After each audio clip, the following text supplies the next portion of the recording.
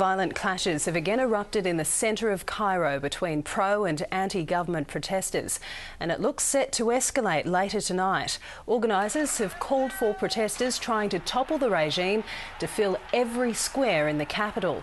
Army leaders have reassured allies they will not fire on demonstrators despite the increased violence.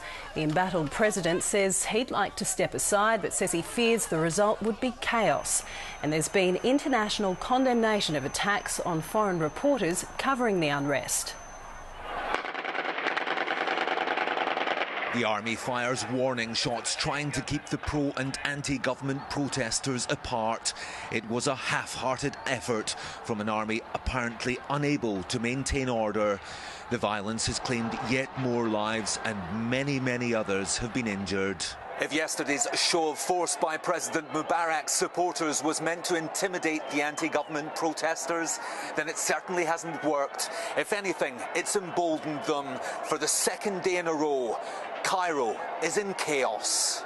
They're using pieces of the very city they've ripped apart as ammunition, gathering rubble from the footpath to hurl at the president's men.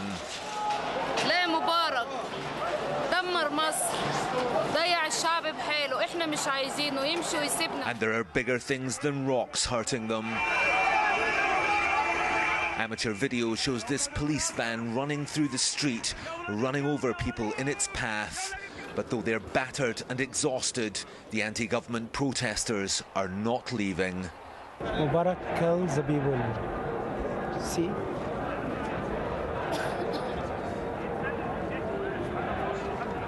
We're here to send our voice for the world. That's it. Mubarak is an Egyptian, and I think at some point he will realize that we all want democracy. But will he? The government denies that it was at all responsible for the latest clashes. The new Prime Minister went on state television to apologise for Wednesday's violence and promised to punish those behind it. His intervention was somewhat surreal. He spoke as if the violence was a one-off, when in fact the same pro-government mobs were continuing their rampage at the very moment he addressed the nation. We will not use any violence against the youth, but we will ask them to go home, and we'll ask their parents to ask them to come home. But they are not listening.